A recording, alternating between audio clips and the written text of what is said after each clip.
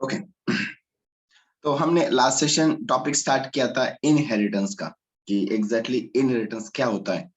Types of the inheritance, जैसे single inheritance, multi level inheritance, multiple inheritance and hierarchy, right. Okay so मैंने उसके ऊपर एक assignment भी दिया था, राइट। ओके उसी असाइनमेंट का मैं सॉल्यूशन अभी आपको देने वाला हूँ। एक असाइनमेंट इस तरीके से थी,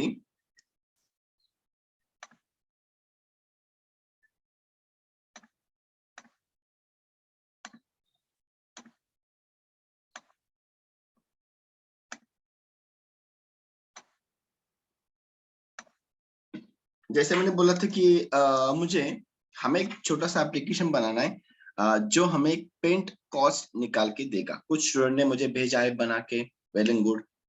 कुछ स्टूडेंट ने भेजा है तो उसमें कुछ प्रॉब्लम्स है, राइट ना। मैंने बोला था जितना भी होता है उतना आप सेंड कर लो, तो उसी प्रॉब्लम को मैं सॉल्व करता हूँ, मैं बना के देता हूँ, देन आपको ऑल आइडिया आ जाएगी कि किस तरीके से इसको बनाना था।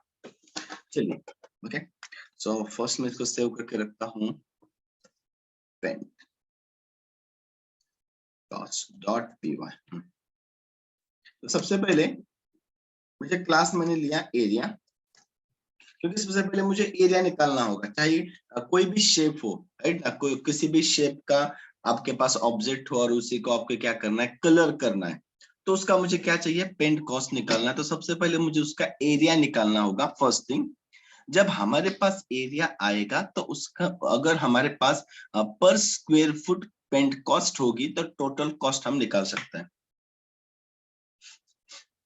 एक वेंडर है जिसको हमने एक कॉन्ट्रैक्ट दिया है, कॉन्ट्रैक्ट जो जिसको कॉन्ट्रैक्ट दिया वो कह रहा है कि मेरी पेंट कॉस्ट होगी 10 rupees per square foot, 50 rupees per square foot. Then according to आपका एरिया कितना है और उसके हिसाब से टोटल पेंट कॉस्ट क्या होगी, बस सिंपल इतना मुझे निकालना है।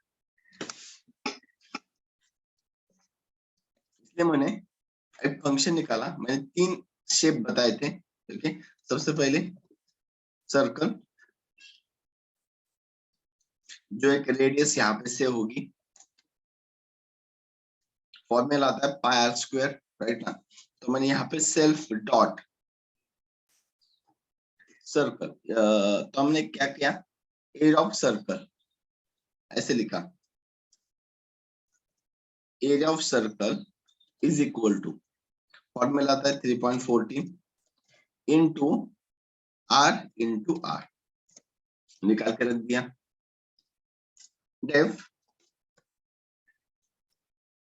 Rect current object self l into b, so यहाँ पे भी self dot area of rect is equal to l into b. Def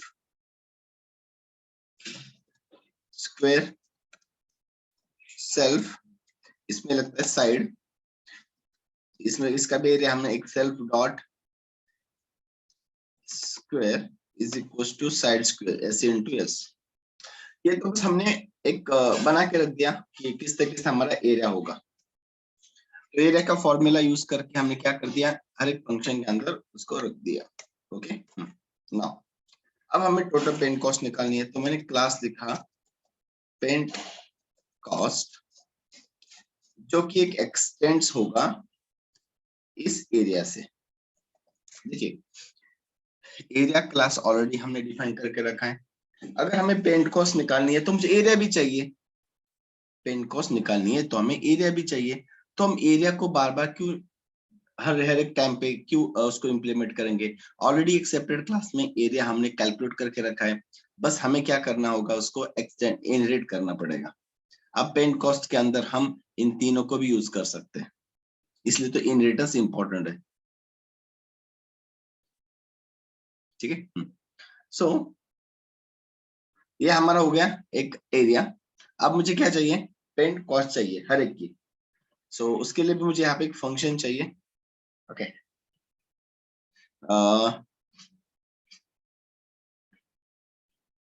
इसके पहले मुझे ये भी निकालना होगा कि हमें पहले डिसाइड भी करना होगा कि पर स्क्वायर फुट पर स्क्वायर फुट पेंट कॉस्ट क्या है, राइट ना। अगर कोई कस्टमर आता है या फिर कोई वेंडर, वो बताता है कि अगर आपको, जैसे कि मैंने एक यूजर ले लिया ऑब्जेक्ट एंड उसने पेंट कॉस्ट नाम के क्लास का ऑब्जेक्ट बनाया, that time 10 rupees per square foot है इस सर्कल की पेंट कॉस्ट है, 15 ए रेक्टेंगल की है एंड 12 ये स्क्वायर की है।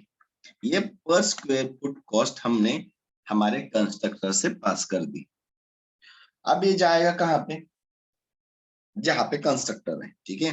तो def double underscore init double underscore, right.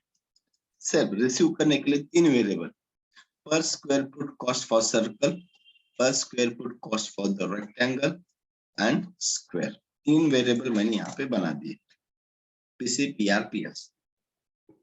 ये तो लोकल वेरिएबल है, इन तीनों को हमें ऐसे ग्लोबल यानी कि ऑब्जेक्ट के एट्रीब्यूट्स को देना है, इसलिए तो हम कंस्ट्रक्ट यूज करते हैं ना कि initialize your the attributes, object के एट्रीब्यूट्स। अब ये 3 ऑब्जेक्ट के एट्रीब्यूट्स बनने चाहिए, इसीलिए हम यहाँ पे सेल्फ डॉट एक वेरिएबल लेंगे पीसी पर square foot cost for the circle, but self dot लिखेंगे। सेल्फ का मतलब होगा करंट ऑब्जेक्ट, ऑब्जेक्ट डॉट। और नॉर्मल पीसी मतलब ये क्या है, जिसके अंदर 10 वैल्यू स्टोर है, ये लोकल वेरिएबल है। इस वाले वेरिएबल को हमें पूरे क्लास में यूज करना है, इसलिए हम उनको सेट करेंगे फॉर द ऑब्जेक्ट, ऑब्जेक्ट के एट्रीब्यूट को सेट करेंगे like that PC, then self dot per square foot rectangle, जो कॉस्ट आएगी वो आएगी PR, and self dot PS is equal to PS, ठीक है। तो ये हमने क्या कर दिया, इनिशियलाइज कर दिया। जब भी हमने देखिए ऑब्जेक्ट बना दिया, कंस्ट्रक्टर कॉल हुआ, तीनों वैल्यू यहाँ पे आएंगी, तीनों वैल्यू को हमने ऑब्जेक्ट को सेट कर दिया। तो अब हमारे पास per square foot cost for the object हर एक के लिए सेट हो चुकी है।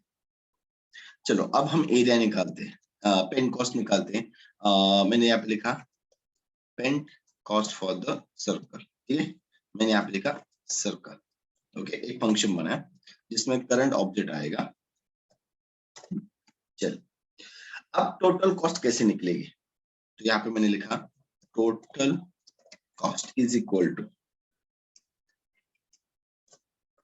टोटल कॉस्ट से निकलेगा ना, टोटल एरिया, सर्कल का टोटल एरिया, सर्कल का टोटल एरिया देखो यहाँ से निकाला है, और इसको हमने इनहेरिट किया है, राइट ना। इनहेरिट किया मतलब इसी को हम डायरेक्टली यूज कर सकते हैं, डायरेक्टली यूज कर सकते हैं। Self dot area of the circle into per square foot cost for the circle. ये देखिए 10 हमने यहाँ पे पीसी में रिसीव कर दिया 10 रुपीज, वही ऑब्जेक्ट डॉट सेल्फ को हमने सेट कर दिया, तो यही आएगा ना यहाँ पे self dot per square foot cost for the circle. अभी इनका मल्टीप्लिकेशन होके हमें मिलेगा total cost, so we have to just print here, print यहाँ पे हम एरिया निकालेंगे, total area of circle comma self dot area underscore circle. यहाँ पे क्या मिला आपको, सर्कल का एरिया और उसकी paint cost, total paint cost for circle comma self, directly आप लिखना है total underscore cost, okay.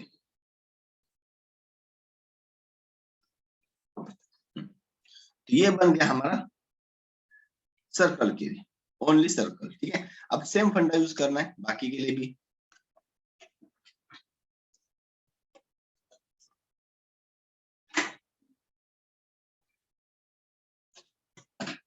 Copy किया, पेस्ट। अब यहाँ पे सिर्फ फंक्शन का नाम मैं यहाँ पे चेंज कर दूंगा, paint cost for the square या रेक्टेंगल, पहले रेक्टेंगल लिखता हूँ। अब ये रेक्टेंगल के वैसे ही निकलेगा टोटल कॉस्ट, सेल्फ डॉट पहले निकलेगा एरिया चाहिए, यहाँ पे आएगा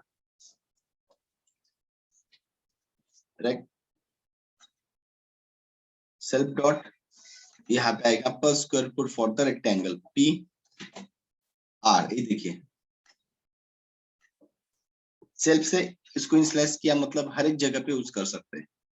then total area of the rectangle, total paint for the rect, तो यहाँ पे आएगा मेरा रेक्टेंगल। ये देखिए total cost area of the rect and total cost इस वेरिएबल में ऑलरेडी निकाल के रखा है। सेम है, एक समझ में आया तो बाकी इजीली आप बना सकते हो। Same for the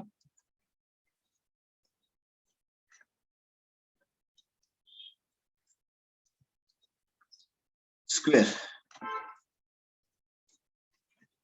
square so यहाँ पे सेल्फ डॉट एरिया निकलेगा स्क्वायर का, मतलब स्क्वायर चाहिए, उसके बाद पर square foot cost for the square. ये देखिए जो यहाँ पे इनिशियलाइज करके रखी है, सबसे पहले वही कॉल होगा constructor and then area of the square, square and then total cost. ठीक है, सर्कल रेक्टेंगल तीनों को हो चुका है। अब सीक्वेंस वाइज जाना है। ठीक है, ऑब्जेक्ट बनेगा,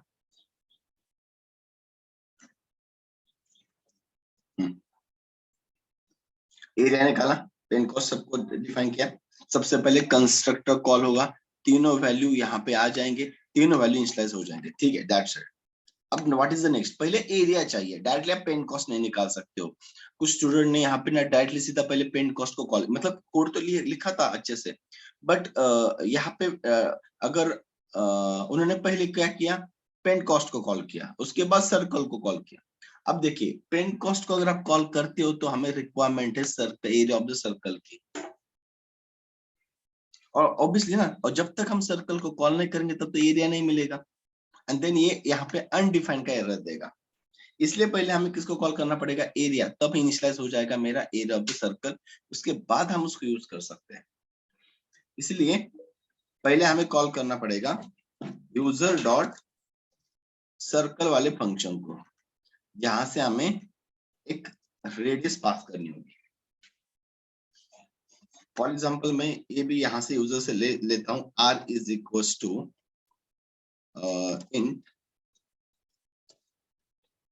इनपुट इंटर रेडियस।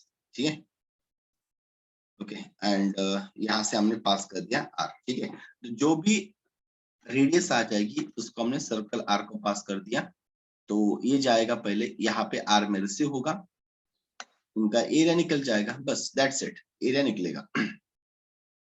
इसके बाद मैंने फिर से रेक्टेंगल को भी मुझे पहले एरिया को कॉल करेंगे, स्क्वायर को भी कॉल करेंगे, तो उसके लिए भी मैंने l is equal to int input, ठीक है, enter length int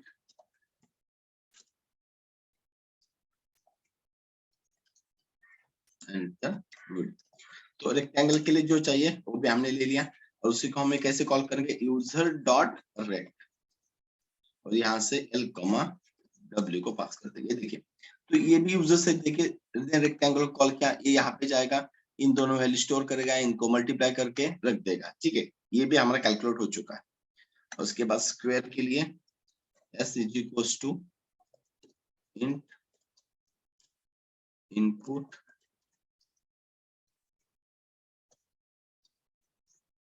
enter side और यूजर डॉट स्क्वायर को कॉल करेंगे विद द s, तो स्क्वायर में s में वैल्यू स्टोर की, ये इसको कैलकुलेट करेगा। तो ये इस तरीके से हमने एरिया को निकाला, सबसे पहले एरिया को निकाला। अब हमें क्या करना है, पेन कॉस्ट को निकालना है। तो ऑलरेडी हमारा कंस्ट्रक्टर इनिशियलाइज हो चुका है, ऑलरेडी पर स्क्वायर फुट कॉस्ट मेरे पास प्रेजेंट है। अब हमें पेन कॉस्ट को कॉल करना है सिर्फ, तो यूजर ऑब्जेक्ट है मेरा user dot paint underscore circle, इस फंक्शन को जस्ट कॉल करना है। ये पेंट अंडरस्कोर सर्कल कॉल करेगा, इसका टोटल एरिया निकाल के मुझे दे देगा पर स्क्वायर फुट पेंट कॉस्ट के साथ। User dot paint rectangle, user dot paint square, that's it. Function को तो कॉल करना है, ऑलरेडी हमने बना के रखा है सेटअप, बस हम आपको कॉल करना है, ठीक है। लेट्स सी, अब इसको मैं सेव करता हूँ और इम्प्लीमेंट रन करके देखते हैं।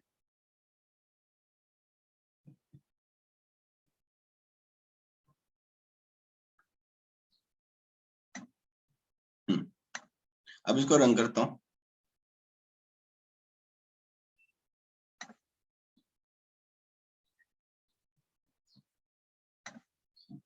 ओके, हाँ चलो, अब इसको सेव करके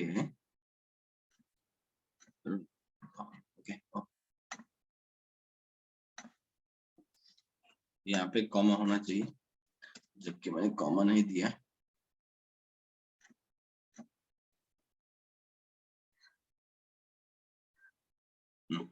एंटर रेडियस, सो मैंने रेडियस 5 एंटर कर दिया, length 6, width 5, side 8।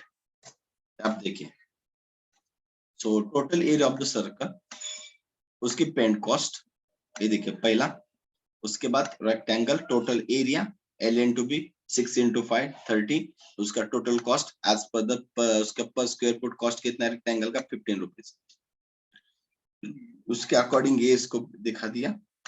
Then square का ये अंडरस्कोर तो हमने अगर किसी को प्रॉब्लम, मतलब प्रॉब्लम या फिर कंफ्यूजन अंडरस्कोर, ये तो मैंने ऐसे ही लिखा है एक अंडरस्कोर ताकि समझने के लिए, है ना। ऐसा कुछ नहीं, इसका मीनिंग कुछ नहीं है कि ये क्या होगा। ये डबल अंडरस्कोर यहाँ पे इसका एक मीनिंग होता है, ठीक है ना। जब किसी वेरिएबल के पहले लगाते हैं, वेरिएबल के पहले नहीं, बीच में, समझ रहे हैं। मतलब इसका अंडरस्कोर का मतलब इज अ नॉर्मल वेरिएबल, जो वेरिएबल डिफाइन करने के लिए यूज करते हैं, नथिंग डिफरेंट, ठीक है। बट डबल अंडरस्कोर और उसके बाद लिखते थे, ये स्पेशल मेथड है इनिट की, जो कंस्ट्रक्टर उसको हम कहते हैं, जो एक इनबिल्ट फंक्शंस आता है, जिसको हम कहते हैं कंस्ट्रक्टर, ओके।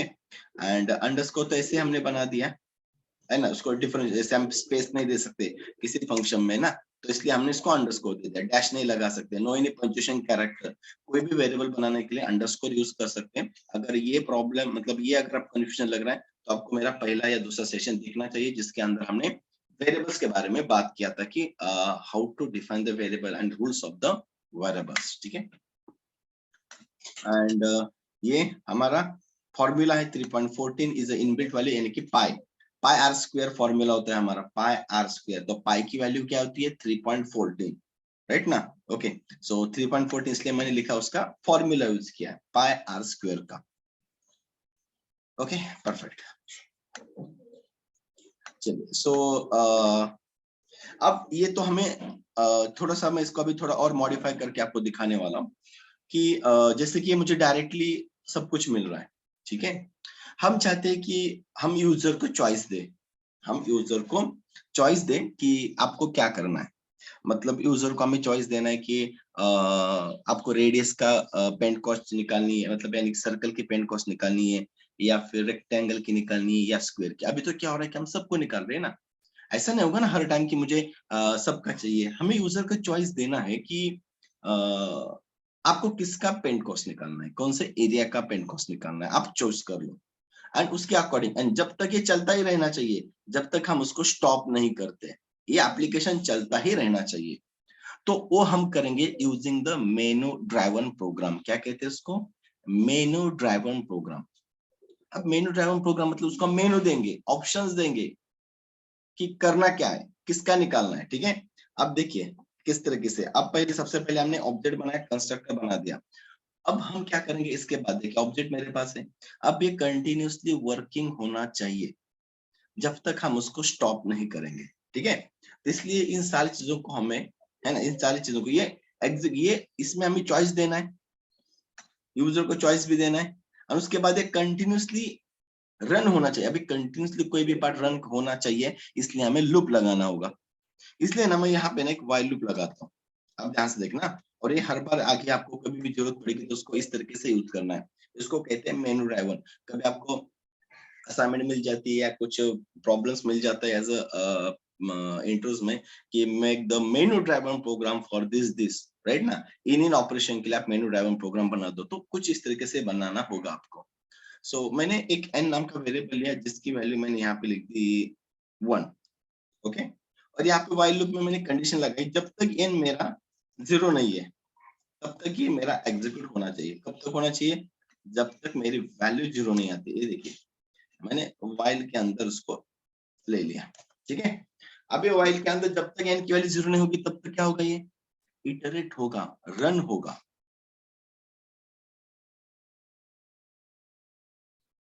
तो हमने क्या किया? n ले लिया, n की वैल्यू तो पहले 1 है, 1 is not equal to 0, condition true अंदर आएगा। अब हमें सबसे पहले यहाँ पे ना यूजर को चॉइस देना है, तो n is equal to int input. अब देखो मैं यहाँ पे लिखता हूँ कि चॉइस लेना है ना, तो 1, ठीक है, 1 फॉर सर्कल, ठीक है, backslash m for the new line. Two option दे, इसी मैसेज दिखा रहा हूँ, message 2 colon rectangle backslash m for the new line 3 colon square backslash n and last में 4 फॉर एग्जिट। बाहर निकालना तो आपको 4 प्रेस एंटर करना है। मतलब हमने यहाँ पे समझ लो कि यूजर को चॉइस दे दिया। अब यहाँ से यूजर क्या करेगा? एक तो 1 करेगा, अगर उसको सर्कल का पेंट कॉस्ट चाहिए तो 1 एंटर करेगा, रेक्टेंगल का चाहिए तो 2 एंटर करेगा, एंड स्क्वायर का चाहिए तो 3 एंड 4 मतलब एग्जिट। अब बस मुझे यहाँ पे n में वैल्यू हमने स्टोर किया। अब बस मुझे इतना चेक करना है, इफ n इक्वल टू 1 है तो हमें किसका निकालना है? सर्कल का। ये देखो ना, इफ के अंदर डाल दिया, पहले इन रेडियस ले लो और सर्कल को कॉल कर दो, और उसके बाद सर्कल के पेंट कॉस्ट को भी कॉल कर दो। बस वो किसका निकालेगा? Only for the circle. ये देखिए हो गया। अगर हमने यहाँ पे सर्कल, यहाँ पे अगर हमने इनपुट ले लिया और यहाँ पे अगर यूजर ने 1 वैल्यू एंटर कर दी इंटीजर, तो n में 1 स्टोर होगा एंड ये 1 इक्वल्स टू मैच होगा, तो ये वाला एग्जीक्यूशन कर देगा। इफ अगर n इक्वल टू है, मतलब अगर हमने n की वैल्यू 2 एंटर कर लिया तो हमें चाहिए रेक्टेंगल के पास जाना है, तो इफ उसके अंदर डाल दिया और उसके बाद पेंट कॉस्ट भी हमें रेक्टेंगल की चाहिए, इसके बाद कॉल करेगा एंड रेक्टेंगल को सीधा कॉल करेगा, तो सिर्फ रेक्टेंगल का एरिया मिलेगा, एरिया में पेंट कॉस्ट। यहाँ पे एलिफ भी लगा सकते हो आप, ठीक है, लगाना तो, क्योंकि अगर इफ n इक्वल्स टू 1 है तो एग्जीक्यूट होगा, नहीं है तो 2 रहेगा इनकी वैल्यू, तो 2 को एग्जीक्यूट करेगा। n इक्वल्स टू 3 है तो ये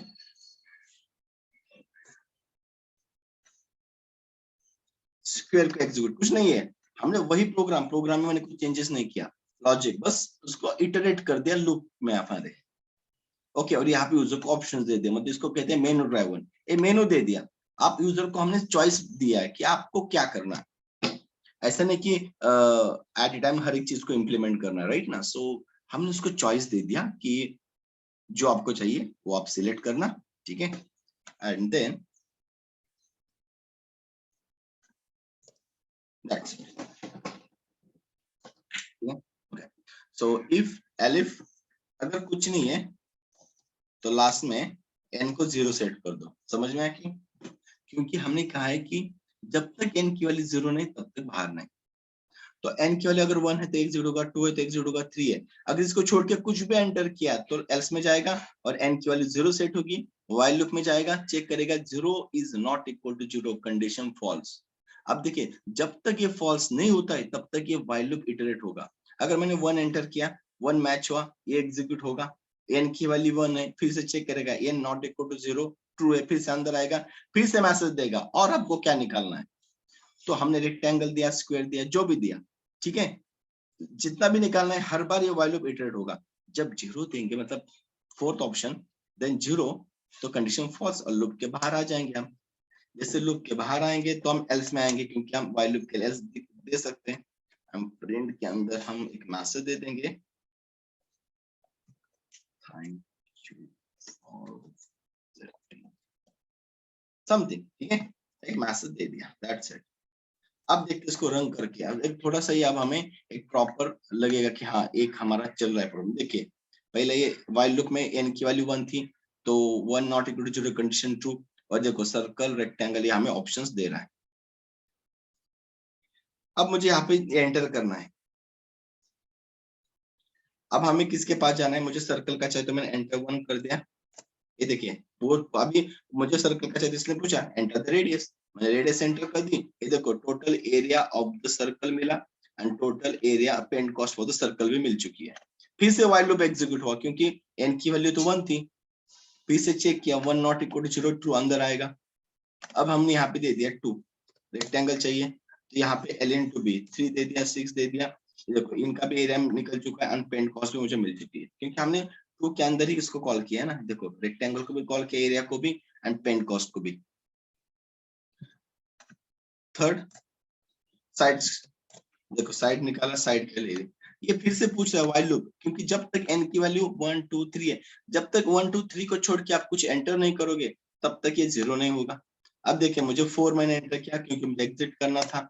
देखिए thanks for the visiting, okay that's it.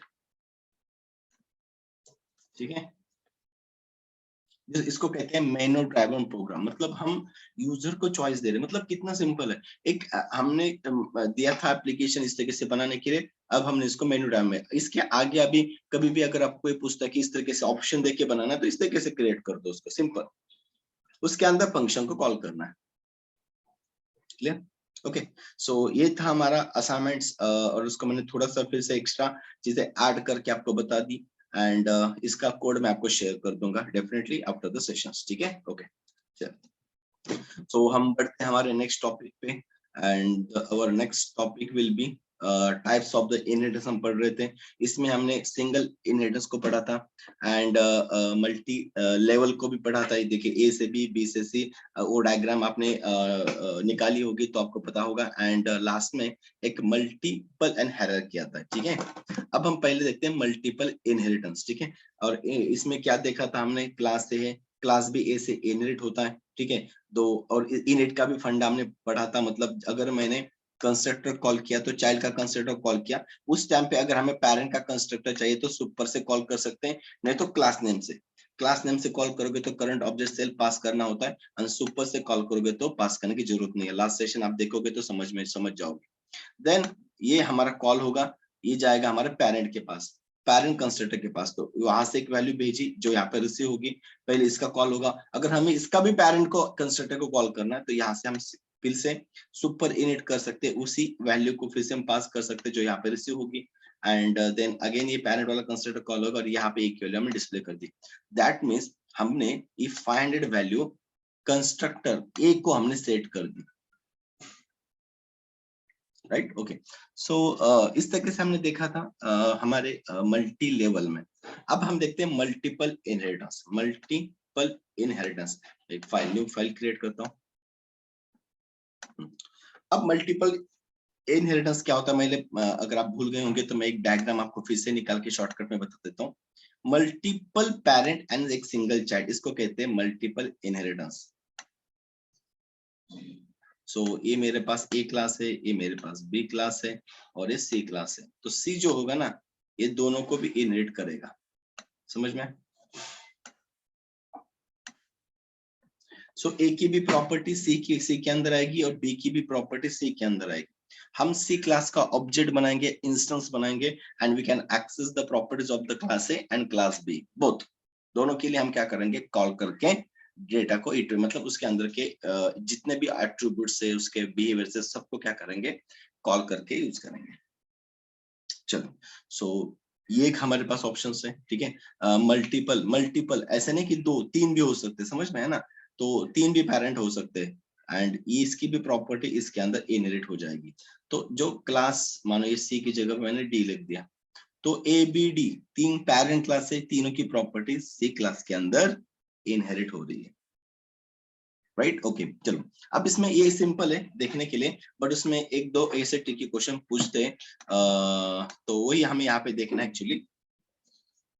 सो सबसे पहले चलिए, मैंने एक बेसिक क्लास एक ए ले लिया। ठीक है, क्लास का नाम कुछ भी हो सकता है। क्लास एक वर्चुअल एंटिटी होती है जो ब्लूप्रिंट बनाती है। Object oriented is a designing pattern, पहले इसको कंप्लीट करो, जब तक ये समझ में नहीं आएगा ना तो ऑब्जेक्ट ओरिएंटेड क्यों बना रही है ना, ऑब्जेक्ट ओरिएंटेड हम क्यों सीख रहे हैं ये समझ में नहीं आएगा। एक डिजाइनिंग पैटर्न है आपके प्रॉब्लम को सॉल्व करने के लिए। जो हमें इन सारी चीजों की फैसिलिटी प्रोवाइड करता है, इनहेरिटेंस प्रोवाइड करता है, आगे जाके एब्स्ट्रैक्शन आएगा, पॉलीमॉर्फिज्म आएगा, इनकैप्सुलेशन आएगा, ठीक है ना। तो क्लास ये हमने दे दिया, इसको मैं सेव करके रखता हूँ, इनहेरिटेंस inherit3.py हो गया, ओके हाँ, चलो परफेक्ट, ओके। सो एक सिंपल सा एक मेरे पास फंक्शन है ना, फंक्शन का तो आपको समझ में आया कि फंक्शन बना के उसके अंदर हम कुछ भी इम्प्लीमेंटेशन कर सकते हैं, ठीक है। फिलहाल मैं इसको सिर्फ एक मैसेज देख के दिखाना चाहता हूँ कि कौन सा फंक्शन कॉल हो रहा है, ठीक है। उसके अंदर बाद में आप कुछ भी इम्प्लीमेंटेशन कर सकते हो, जैसे अब हमने एरिया के लिए किया था, राइट ना। तो फंक्शन के अंदर एनी इम्प्लीमेंटेशन आपका हो सकता है। सिर्फ मैंने यहाँ पे लिखा this is a gate from class ए, ये क्लास ए की मेथड है, that's it, okay, nothing, okay. और ऐसे हमारे पास कितने भी मेथड्स हो सकते हैं क्लास ए के अंदर। क्लास बी, ये अगेन सेपरेट क्लास बी है, क्लास ए से उसका कोई कनेक्शन नहीं है, this is separate class. Class A separate है, क्लास बी सेपरेट है। क्लास बी के अंदर एक पुट नाम की मेथड मैंने लिखी है, ठीक है, ऐसे कुछ भी नाम दे सकते हो। So for the understanding purpose मैंने पुट दिया है, so this is the put method जो है फ्रॉम क्लास बी, मतलब एक क्लास बी की पुट मेथड। इससे मैसेज से पता चलेगा कि हम किसको कॉल कर रहे हैं, ओके। मतलब मेरे पास दो पेरेंट क्लासेस है जिसके अंदर समथिंग हमने ऑलरेडी इंप्लीमेंट करके रखा है। अब क्लास सी मेरे पास आ रहा है, एंड क्लास सी में मुझे ना गेट फंक्शन भी चाहिए, पुट फंक्शन भी चाहिए, मतलब दोनों की फंक्शनैलिटी मुझे क्लास सी के अंदर लिखनी है, दोनों की। तो इसलिए हमें क्लास सी को एक्सटेंड करना होगा क्लास ए से एंड क्लास बी से। क्लास ए से तो कर सकते हैं, ऑलरेडी हमने देखा है, पर क्लास बी से भी कैसे करना है, तो सिंपल है, कॉमा करके बी लिखना है। अब देखिए ये होता है मल्टीपल इनहेरिटेंस। अब क्लास सी जो है ये class A and class B दोनों को भी क्या करेगा, दोनों को भी इनहेरिट करेगा।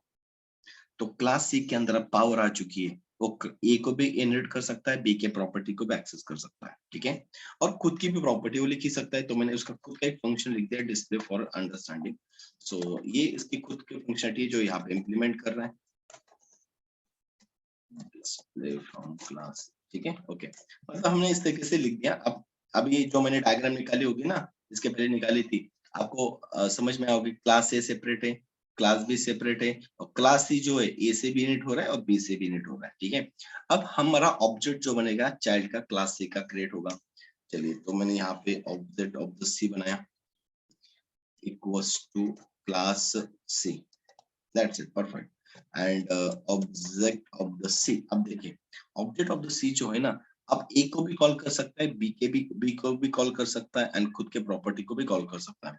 तो सबसे पहले मैंने ए के जो उसका जो पेरेंट ए क्लास था उसकी गेट मेथड को कॉल किया, उसके पुट मेथड को बी के भी कॉल कर दिया, एंड ऑब्जेक्ट ऑफ द सी आपने खुद के फंक्शन को भी कॉल कर दिया। मतलब ये क्लास सी जो है, जो उसके दोनों पेरेंट को इनहेरिट कर रहा है, समझ में आया, तो दोनों को भी यूज कर रहा है। चलिए इसको रन करके मैं दिखा देता हूँ, ओके। सो ये देखिए क्लास ए भी मिल रहा है, गेट पुट भी मिल रहा है, और डिस्प्ले भी हमें यहाँ पे रिसीव हो रहा है। मतलब मल्टीपल इनहेरिटेंस परफेक्टली हमारा काम कर रहा है, बस इसके अंदर आपके फंक्शनलिटी हो सकती है कुछ भी, ठीक है। अगर कुछ वेरिएबल भी रहेगा वो भी हमें यहाँ पे मिल सकता है, सेल्फ डॉट एक्स है जिसकी वैल्यू 100 है, और यहाँ पे सेल्फ डॉट वाई है जिसकी वैल्यू 200 है। तो दोनों को भी हम यहाँ पे यूज कर सकते हैं, एंड के डिस्प्ले के अंदर इनिट कर सकते हैं। मैं प्रिंट एक्स को यहाँ पे प्रिंट कर रहा हूँ, self dot X, and print कर रहा हूँ y colon self dot Y, ठीक है। मतलब एट्रीब्यूट्स, उनके एट्रीब्यूट्स को भी हम इनहेरिट कर सकते हैं। देखिए दोनों हमें यहाँ पे रिसीव हो रहे हैं, मतलब मेथड के साथ उनके एट्रीब्यूट्स को भी हम यहाँ पे इनहेरिट करवा सकते हैं। बट ट्रिकी क्वेश्चन, आपके लिए एक दो ट्रिकी क्वेश्चन, या एक तो इसमें पूछा ही जाता है। क्वेश्चन इस तरीके से पूछते हैं कि समझ लो मेरे पास क्लास ए सेपरेट है, क्लास बी सेपरेट है, बराबर। दो क्लास है, ए क्लास अलग है, क्लास बी अलग है, इनका कोई कनेक्शंस नहीं है। हाँ, क्लास सी के अंदर इन दोनों को हम इनहेरिट कर रहे हैं, ठीक है। इस तरीके से हमारे डायग्राम है। तो पॉसिबिलिटी ऐसी है कि क्लास ए के अंदर गेट फंक्शन है, तो हो सकता है क्लास बी के अंदर भी गेट फंक्शन हो सेम। तो मैं यहाँ पे messages get from class B ऐसे लिख दिया, जिसके अंदर y को इंस्लेस कर दिया और यहाँ पे x को कर दिया। Okay perfect, yes. फिलहाल मैं इन दोनों को प्रिंट नहीं करूंगा, है ना। ओके फिलहाल बस हमें ये पता करना है कि अब मेरे पास पॉसिबिलिटी है ना ऐसे, क्योंकि ए और बी में तो कोई कनेक्शन नहीं है, इसलिए क्लास ए में गेट फंक्शन है, तो हो सकता है कि पेरेंट बी क्लास में भी सेम गेट फंक्शन हो। हाँ यस, क्यों नहीं हो सकता, हो सकता है। ओके अब जब सी का हम ऑब्जेक्ट बनाएंगे, ठीक है, यहाँ पे भी ए के अंदर भी गेट है, बी के अंदर भी गेट है, बराबर। अब हम सी डॉट गेट को जब कॉल करेंगे, जब हम सी डॉट गेट को कॉल करेंगे, तो ये सी वाला ऑब्जेक्ट ए के गेट फंक्शन को कॉल करेगा या बी के गेट फंक्शन को कॉल करेगा, समझ में। ये देखिए कंफ्यूजन कि दो पॉसिबिलिटीज है, मतलब कि क्लास ए के अंदर गेट है, क्लास बी के अंदर भी गेट है। पुट तो हमारे पास नहीं है, तो इसको मैंने कमेंट्स में डाल दिया। अब मेरे पास क्या है, गेट है, डिस्प्ले। तो गेट को हमने तो कॉल कर लिया ऑब्जेक्ट्स के, बट सी में तो दोनों दोनों भी इनिट हो रहे हैं ना, ए एंड बी। तो ए के अंदर भी गेट है और बी के अंदर भी सेम गेट है, तो ये अब ए के गेट को कॉल करेगा या बी के गेट को कॉल करेगा, राइट। ठीक है ना। तो ये इंटरव्यू में हमेशा क्वेश्चन करते हैं, ये हमेशा क्वेश्चन करते हैं सेम कि अगर आप जब भी हम इनहेरिटेंस पे आते हैं और बोलते हैं कि we have the types of the inheritance, multi level, multiple, है ना, देन वो हमेशा क्वेश्चन करते हैं मल्टीपल में, कि अगर हमारे पास दो क्लासेस हैं और दो क्लास में सेम फंक्शन होगा, देन चाइल्ड का जब हम ऑब्जेक्ट क्रिएट करेंगे तो ये कौन से फंक्शन को कॉल करेगा, लाइक दैट। ठीक है, या फिर इस तरीके से आपको डायग्राम बना के देंगे और बोलेंगे इसमें भी सेम है, इसमें भी सेम है, तो देन कौन सी मेथड हमें कॉल होगी।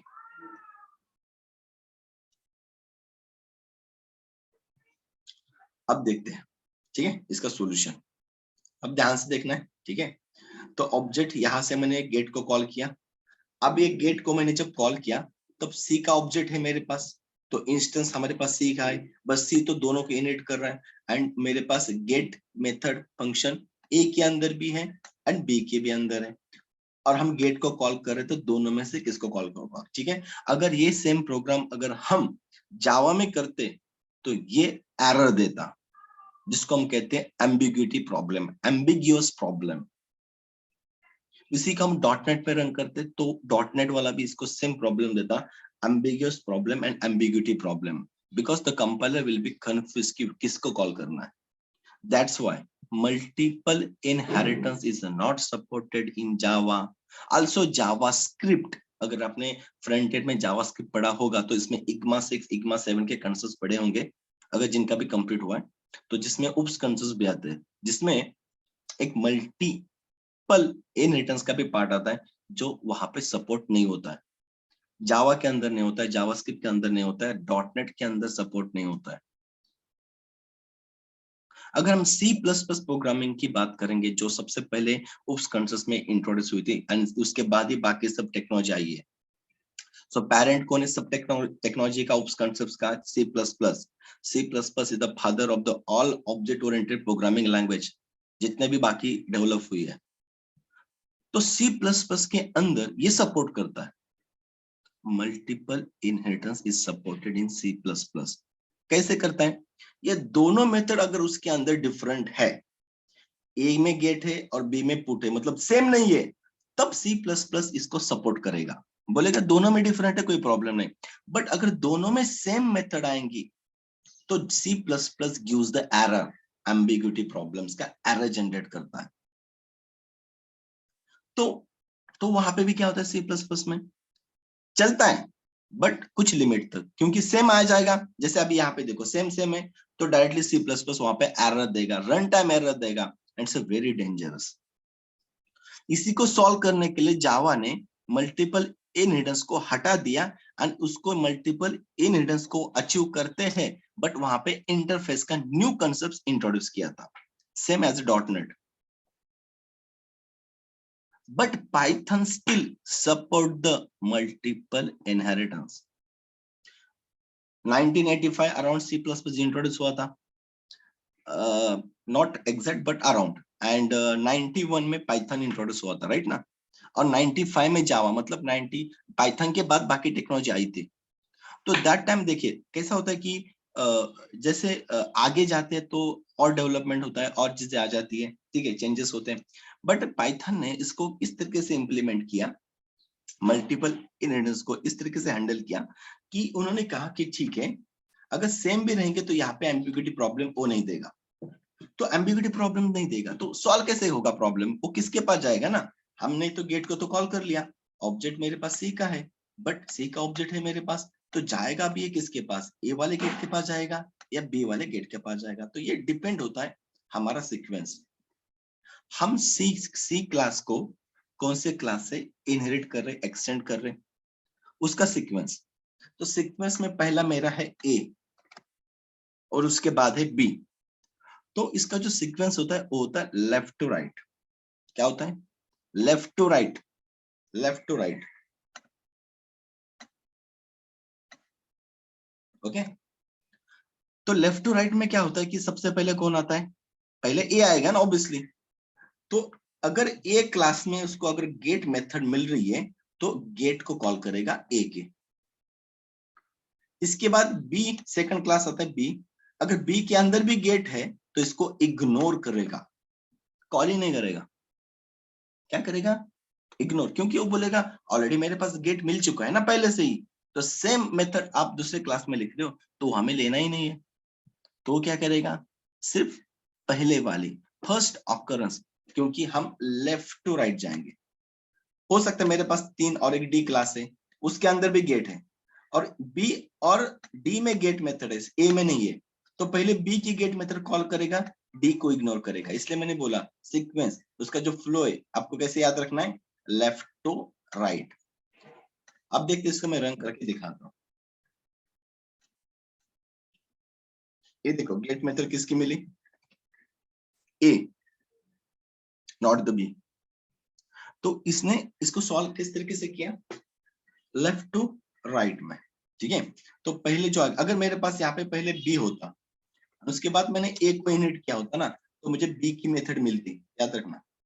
ये देखिए अब मैं रन करूंगा ना तो मुझे ये देखिए गेट फ्रॉम क्लास बी मिला कि नहीं, हाँ, तो इसलिए मैंने बोला कि ये अगर ये आप इसको आंसर देते हो ना तो आप सामने वाले को 100% सेटिस्फाई कर सकते हो, और सामने वाला सेटिस्फाई होता है कि यस इसको पता है कि एग्जैक्टली होता क्या है ना। तो इसका इसका जो एम्बिग्यूटी प्रॉब्लम है, ये प्रॉब्लम पाइथन ने कैसे सॉल्व किया है कि पाइथन ने सिंपल कहा है कि उसके इंटरप्रेटर में ऐसे प्रोग्रामिंग करके रखी है कि वो चाहते हैं कि जब मेरे फर्स्ट वाला जो भी मेरा फर्स्ट फंक्शन मिलेगा एंड सेम फंक्शन अगर नेक्स्ट क्लास में ऑकर होता है तो हम इसको इग्नोर करना है, लेना ही नहीं है, क्योंकि ऑलरेडी हमने सेम फंक्शन को इम्प्लीमेंट किया है ना, तो आगे वाला हमें इसको एक्सेस करना ही नहीं है। सो अगर नेक्स्ट कितने भी आएंगे ना गेट फंक्शन तो वो एक्सेसिबल नहीं होंगे जिनको इंटरप्रेटर कॉल नहीं करेगा, सिर्फ करेगा तो फर्स्ट ऑकरेंस के लिए, ठीक है। यही मल्टीपल इंटरेस्ट में ये इंपॉर्टेंट क्वेश्चन होता है, एक घुमा के कैसे भी पूछेंगे, बस इतना याद रखना है, आप फर्स्ट कॉल होगा इसके अंदर तो इसके अंदर एक्स की वैल्यू इनिशियलाइज होगी नॉट द वाई, एंड अगर बी पहले कॉल हो रहा है तो उसमें वाई की वैल्यू इनिशियलाइज होगी not the x, clear, okay. तो उसके अकॉर्डिंग आपको आगे वाला पार्ट डिपेंड रहेगा कि किसको और किस तरीके से कॉल होगा। तो ये अपना रहेगा पैरेंट, 2 पैरेंट क्लास है और एक चाइल्ड होगा, तो उसमें बस यही पॉसिबिलिटी होती है एम्बिग्यूटी प्रॉब्लम्स की, जो पाइथन ने ऐसे सॉल्व किया है कि आपको लेफ्ट टू राइट एग्जीक्यूशन होगा। अगर आपने उसने कितने भी फंक्शंस दे दिए आपको इंट्रोज ने, तो आपको बस इतना याद रखना है कि first occurrence left to right, एक बार फर्स्ट मिल गया वही कॉल होगा, उसके आगे वाले मेथड कोई कॉल नहीं होगी, कोई वेरिएबल भी रहेगा तो भी एक्सेसिबल नहीं होगा, कुछ भी हो, जो फर्स्ट ऑकरेंस वही मिलेगा, नेक्स्ट नहीं मिलेगा, राइट। ऑब्जेक्ट आपका चाइल्ड का होगा, राइट ना, सिर्फ चाइल्ड का ऑब्जेक्ट बनेगा, हम पेरेंट का तो नहीं बनाते हैं ना, हम चाइल्ड का ऑब्जेक्ट क्रिएट करते हैं, हम चाइल्ड का ऑब्जेक्ट बनेंगे तो उसमें दोनों को इनहेरिट करने की कैपेबिलिटी है, क्योंकि सी के अंदर तो बी की भी प्रॉपर्टी है और ए की भी है। अब हमने जो गेट को कॉल किया ऑब्जेक्ट डॉट सी से, तो उसमें बी की भी गेट है और ए की भी गेट है, तो किसको कॉल करेगा, इसका प्रॉब्लम है। तो प्रॉब्लम क्या है, सॉल्व किया, आपको लेफ्ट टू राइट जाना है। जो पहला मिलेगा क्लास, जो पहला क्लास इनहेरिट हुआ है, ऐसे नहीं देखना ये पहला, ऐसा नहीं, यहाँ पे इनहेरिट आप किसको कर रहे हैं, पहला कौन सा क्लास इनहेरिट हो रहा है, एक्सटेंड हो रहा है, उसको देखना है। पहला बी हो रहा है, मतलब बी में अगर गेट मेथड होगी तो वही कॉल होगी। अगर बी में नहीं है तो नेक्स्ट ए में चेक करेगा, अगर ए में है तो ए का कॉल करेगा, दैट्स इट। सो जो फर्स्ट ऑकरेंस फर्स्ट मिलेगा तो नेक्स्ट वाले को इग्नोर करेगा। मल्टीपल इनहेरिटेंस, तो इसके लिए इस तरीके से इसको सॉल्व किया। बाकी सेम फंडा होगा, अगर आप यहाँ पे इनहेरिटेंस यूज करते हो, कंस्ट्रक्टर यूज करते हो, तो कंस्ट्रक्टर भी सेम आएगा, जो चाइल्ड का पहले कॉल होगा उसके बाद पेरेंट का होगा, लाइक दैट। सो ये बाकी everything is same like as the previous, बस इसमें यही चीज आपको इंपॉर्टेंट है जो पूछी जाती है। ओके, एंड ऑब्जेक्ट आपके कितने भी हो सकते हैं, पहले सेशन में ऑब्जेक्ट ओरिएंटेड में हमने पढ़ा है, we can create the multiple objects, right ना। So we can create the multiple objects, इस ऑब्जेक्ट से कि हम और भी ऑब्जेक्ट्स बना सकते हैं। और ऑब्जेक्ट बनेगा, अगर हम फिर से गेट को कॉल करें उसमें से, तो सेम सेम कंसेप्ट, पहले फर्स्ट वाला कॉल होगा, जो फर्स्ट ऑकरेंस जो क्लास के अंदर गेट है वही कॉल होगी, एंड देन बाकी अगर किसी भी क्लास में आएंगे तो इग्नोर करेगा।